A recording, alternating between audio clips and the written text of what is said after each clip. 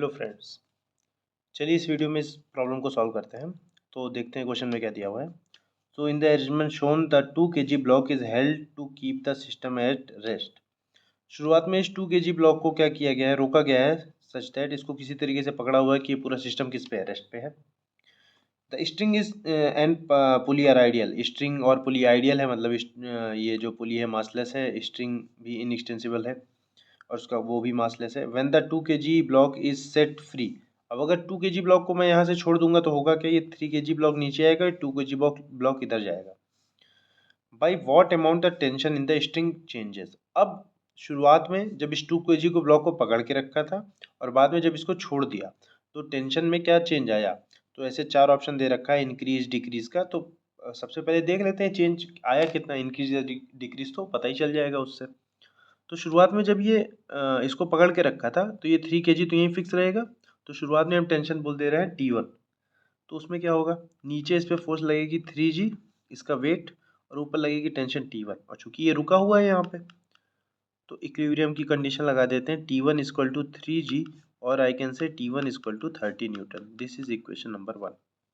अच्छा, जब इसको यहाँ से रिलीज कर दिया तो होगा क्या, इसमें पीछे एक फोर्स लग रही होगी 2G sign 30 degree. Date sign 30 की वैल्यू हो जाएगी 1/2 जेट। तो वो 2 से ये 2 कैंसिल हो गया, आ गया G। नीचे लग रहा है G, इधर लग रहा होगा, मान ले रहे हैं टेंशन T2, इधर लग रहा होगा T2, इधर लग रहा होगा नीचे 3G। अगर मैं इसको और इसको एक ही सिस्टम मान लूँ तो जो T2 जो नया अभी टेंशन लग रहा है वो तो इंटरनल फोर्स हो जाएगी, वो कैंसिल हो जाएगी। मैं सबसे पहले एक्सेलेरेशन पता कर लेता हूँ, कितने एक्सेलेरेशन से नीचे आएगा। तो एक्सेलेरेशन हो जाएगा नेट फोर्स, तो 3G माइनस 2G साइन 30 की वैल्यू आ गई है G अपॉन टोटल मास थे।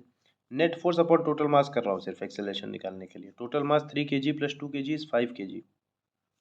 यहाँ पे आ जाएगा 3G minus 2G, G is 2G upon 5। 2G will be 20 upon 5 that is 4 metre per second square.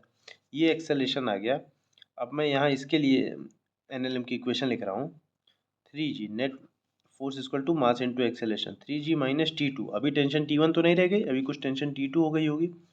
3G minus T2 equal to M into a, 3 into acceleration is 4, तो 30 minus 12 is equal to T2। और T2 की value क्या आ गई हमारी, T2 की value आ गई 18 Newton. तो शुरुआत में टेंशन थी हमारी 30 न्यूटन की, अभी टेंशन है हमारी 18 न्यूटन की। तो टेंशन क्या हो गई, घट गई। कितने से घट गई, 30 माइनस 18 12।